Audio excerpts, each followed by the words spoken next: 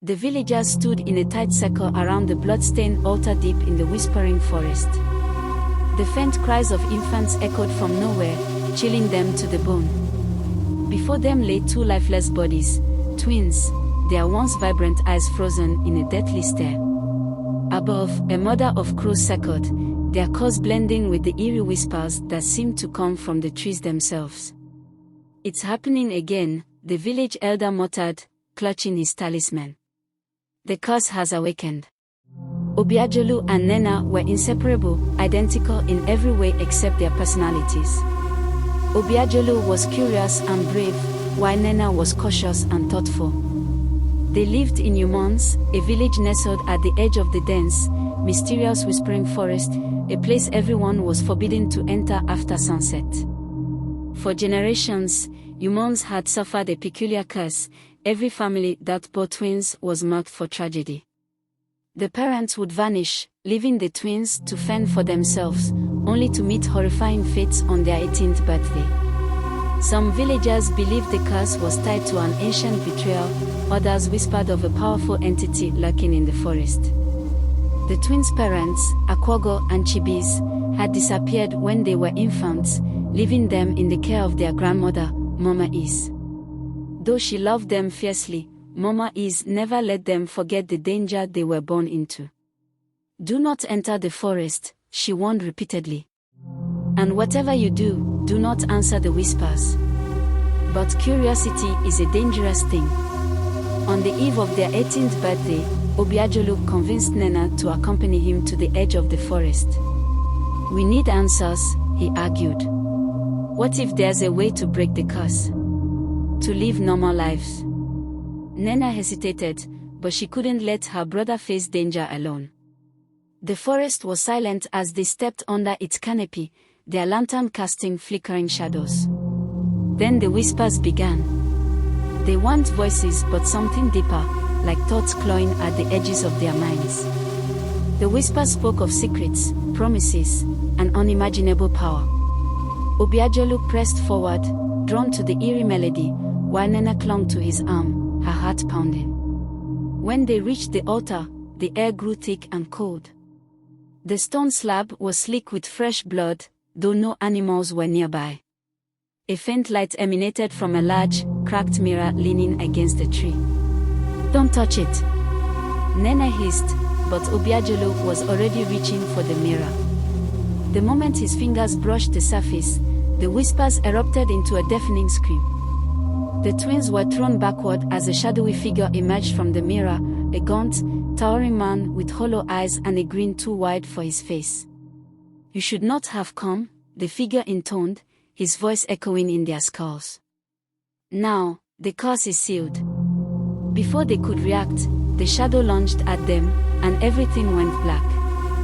The air in this twisted world was thick and oppressive, carrying the faint stench of decay.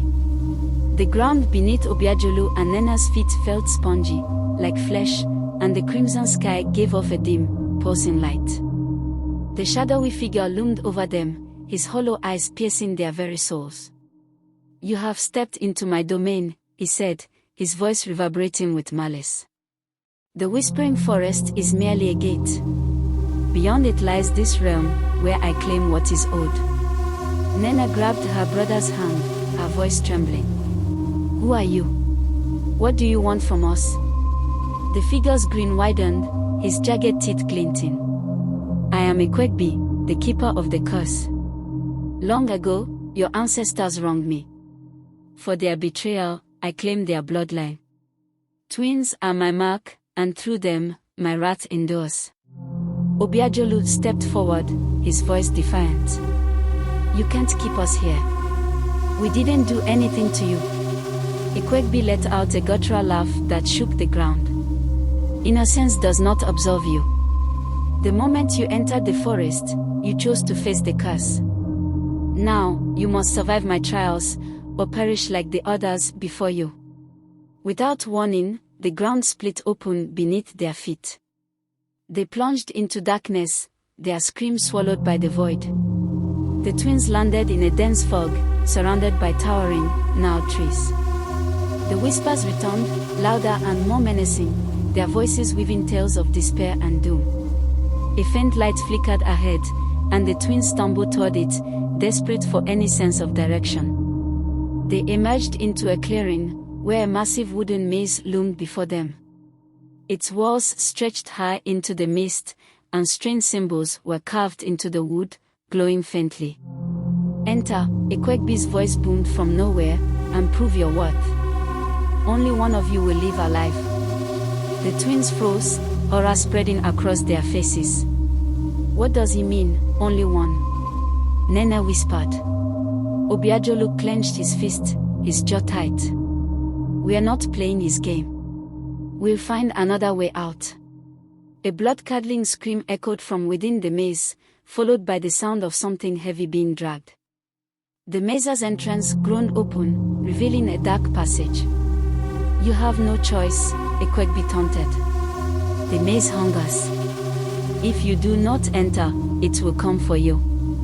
The ground beneath them began to quake, and the maze's walls seemed to ripple like a living thing. Reluctantly, the twins stepped inside. The maze was a nightmare come to life. The walls pulsated as though alive, and the air was thick with the smell of rot. Shadows slithered along the ground, whispering incoherent threats. At the first fork, a wooden sign jutted from the ground. It read, "Only the pure of heart will find the path." Obiajulu turned to his sister. "We stick together, no matter what." Nene nodded, though fear gripped her heart. No matter what. They chose the left path and pressed on, their lantern barely illuminating the way. The whispers grew louder, forming words that tugged at their deepest fears. "You let her die," a voice hissed in Obiajulu's ear. "You will betray him," another whispered to Nena. The twins tried to ignore them, but the whispers wormed their way into their thoughts.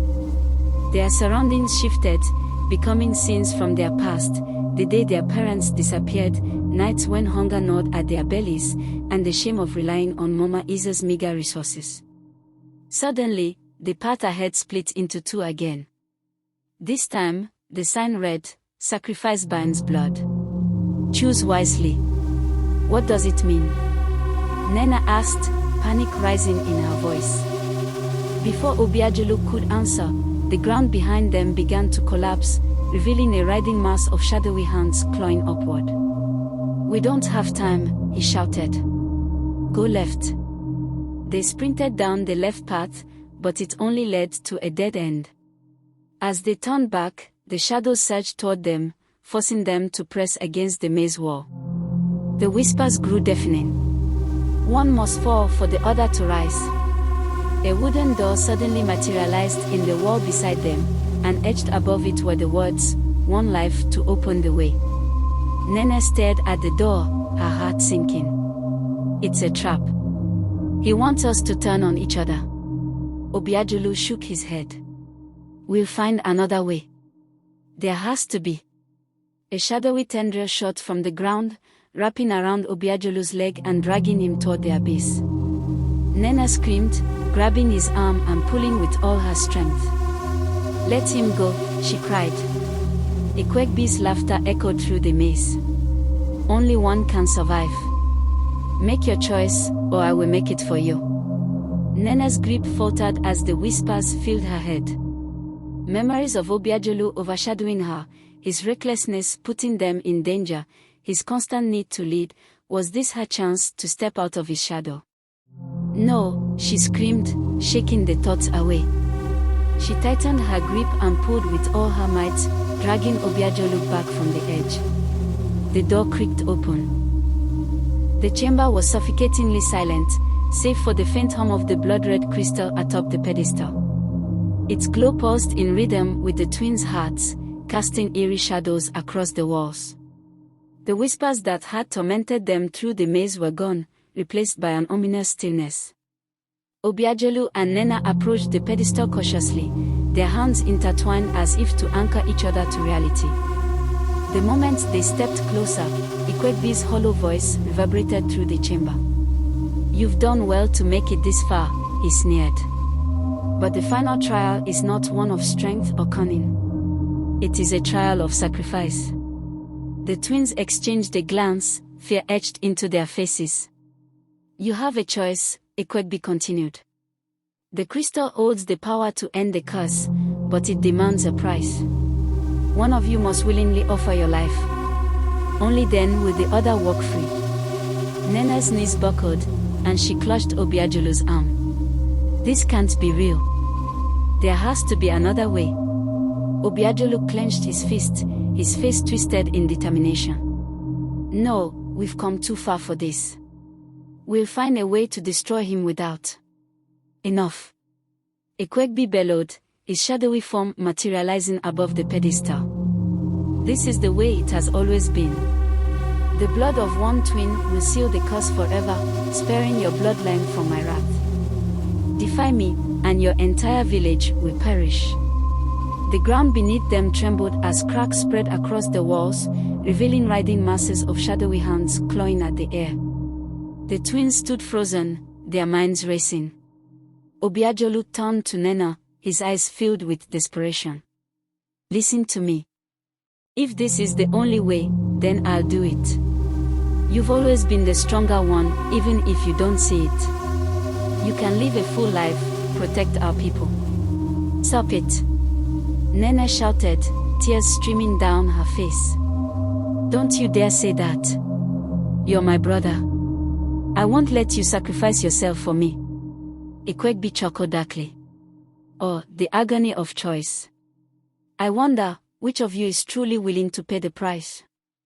The crystal began to glow brighter, emitting a piercing sound that rattled their skulls.